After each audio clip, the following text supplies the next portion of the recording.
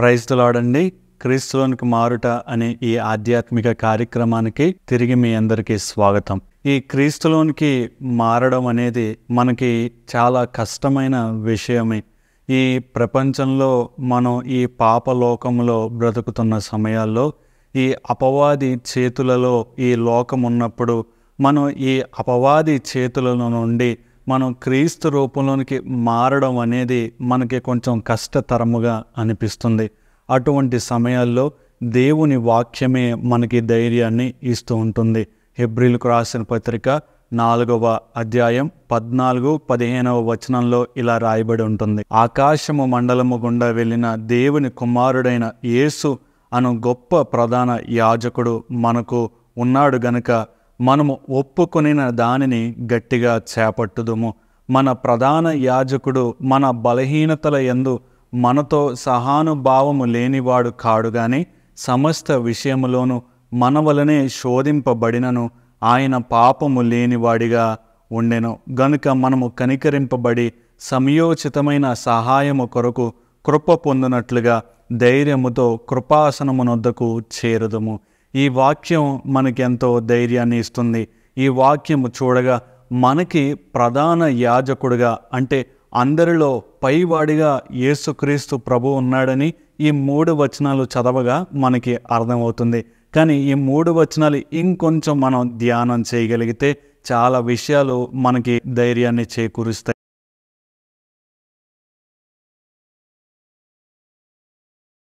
మనం ఈ లోకంలో ఎన్నో టెంప్టేషన్స్కి గురవుతూ ఉంటాం, ఎన్నో శోధనలు ఎదుర్కొంటూ ఉంటాం, ఎన్నో శ్రమల చేత దేవునికి దూరం అయిపోతూ ఉంటాం. అటువంటి సమయంలో మనకి ఎవరు దారి చూపేది, మనకి ఎవరు సహాయం చేసేది అని అనుకుంటూ ఉంటాం.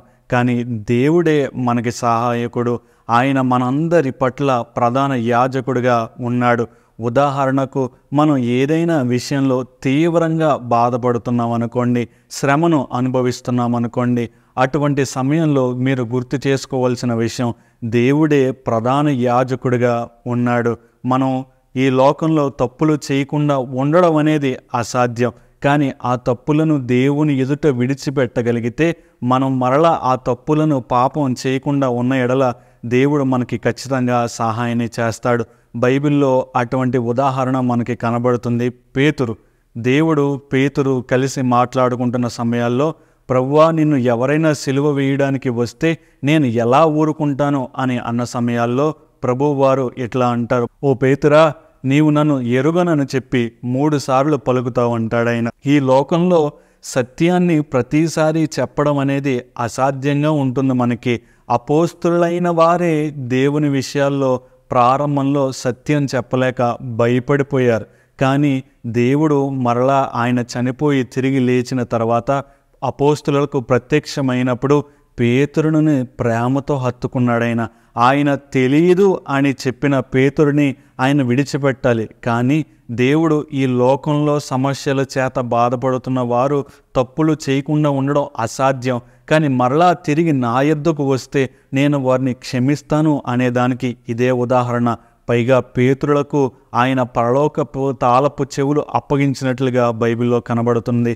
ప్రియ సహోదరి సహోదరుడా, ఈ వేగంగా అభివృద్ధి చెందుతున్న కాలంలో మనం పాపం చేయకుండా ఉండడం అసాధ్యమే. అదే విషయం యోహాను మొదటి పత్రిక కూడా మనకి చెబుతుంది. కానీ ఇలా చేసిన సమయాల్లో మనం దేవుని పాదాల యొద్దకు వచ్చి వాటిని విడిచిపెట్టగలిగితే దేవుడు ఖచ్చితంగా సహాయం చేస్తాడు. పైగా ఈ వచనాల్లో మనకి అర్థమయ్యేది మనం ఎలా శోధింపబడుతున్నామో దేవుడు కూడా అలానే శోధింపబడుతున్నాడు. ఆయన 40 రోజులు ఉపవాసం తర్వాత ఆయన ఆత్మచేత కొండ ప్రాంతానికి ఆయన కొనిపోబడినప్పుడు అపవాది దేవునిని శోధించింది, ఆయనను శారీరకంగా శోధించింది. మనం కూడా చాలాసార్లు శారీరకంగా భయపడుతూ బలహీనపడుతూ దేవునికి దూరం అవుతూ ఉన్న సందర్భాలు అనేక విషయాలు మనం చూస్తాం. కానీ దేవుడు మనకి ఇస్తున్న వాగ్దానం, మనం ఎలా సఫర్ అవుతున్నామో, మనం ఎలా శ్రమ పడుతున్నామో దేవుడు కూడా అదే విషయాల్లో అలా శ్రమపడి ఉన్నాడు. కాబట్టి ధైర్యం తెచ్చుకోనండి. మీరు ఏదైనా విషయాల్లో శ్రమ పడుతున్నట్లయితే దేవుడు కూడా అదే విషయాలలో మానవ రూపుడిగా వచ్చి మన కోసం ఆయన శ్రమ పడ్డాడు గనుక ఆయనే మనకి ధైర్యాన్ని ఇస్తున్నాడు. పరిశుద్ధ గ్రంథంలో ఇలా రాయబడి ఉంటుంది, నేను లోకముని జయించి ఉన్నాను, మీరు ధైర్యం కలిగి ఉండండి. కాబట్టి ప్రియ సహోదరి సహోదరుడా, నీవు ఏ శోధనైనా ఎదుర్కొంటున్నావేమో భయపడకు, దేవుడు నీకు తోడై ఉన్నాడు. ఈ 16వ వచనంలో ఇలా వ్రాయబడి ఉంది, గనుక మనము కనికరింపబడి సమయోచితమైన సహాయము కొరకు కృప పొందినట్లుగా ధైర్యముతో కృపాసనమునొద్దకు చేరుదము. భయపడకండి, నేను తప్పు చేశాను, పాపం చేశాను, దేవుడిక నన్ను క్షమించడు, ఆయన రూపంలోనికి మారడం ఇది నా వల్ల కాదు అని అనుకుంటున్నారేమో. భయపడకండి, ధైర్యంగా దేవుని కృప పొందడానికి దేవుని కృపా సింహాసనమునొద్దకు మనం చేరగలిగితే ఆయన కరుణా సంపన్నుడు, ఎంత న్యాయవంతుడో అంతే ప్రేమ చూపే దేవుడు, అంతే కరుణ చూపే దేవుడు. కాబట్టి మీకు చెప్పాలనుకున్న మాట, పాపము ద్వారా దేవునికి దూరమై ఇంకా దేవుడు నన్ను క్షమించడు, ఇంకా నేను దేవునికి దూరం అయిపోతున్నాను అని మీరు అనుకుంటున్నారేమో. అలా అనుకోకండి, దేవుడు ఖచ్చితంగా మీకు సహాయం చేయడానికి సిద్ధంగా ఉన్నాడు. మనం ధైర్యంగా ఆయన దగ్గరికి వెళ్ళి మోకరించి ప్రార్థన చేయగలిగితే, మన పాపాలు ఒప్పుకొనగలిగితే ఆయన రక్షకుడిగా, ప్రధాన యాజకుడిగా మనల్ని క్షమించి ఆయన కుమారులిగా మనం క్రీస్తు రూపంలోనికి మారేటట్టుగా ఆయన ఖచ్చితంగా సహాయం చేస్తాడు. చిన్న ప్రార్థన. మమ్మల్ని అతిమిక్కిలిగా ప్రేమించిన మా ప్రియ పరలోకపు తండ్రి, నీ ఉన్నతమైన శ్రేష్టమైన నామానికి వందనములు, స్తుతులు, స్తోత్రములు ప్రభా.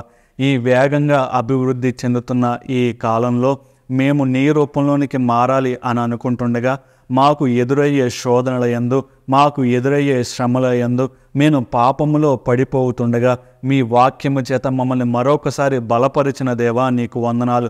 అయ్యా, మేము ఎలా శోధనని అనుభవిస్తున్నామో నీవు కూడా అటువంటి శోధనని అనుభవించావు. మాకు ధైర్యం కలగడానికి మీరు చెప్తున్నారు, ఈ లోకాన్ని జయించి ఉన్నారని. కనుక మేము ధైర్యంగా మీ కృపని పొందడానికి, మీ కృపా సింహాసనమునొద్దకు రావడానికి మీరు కృప దయచేయండి. మా పాపాలు క్షమింపబడి మేము నీ రూపంలోనికి మారిపోవడానికి మీరే సహాయాన్ని అనుగ్రహించమని యేసు నామమున అడుగుచున్నాము మా పరమ తండ్రి. ఆమేన్. Praise the lord.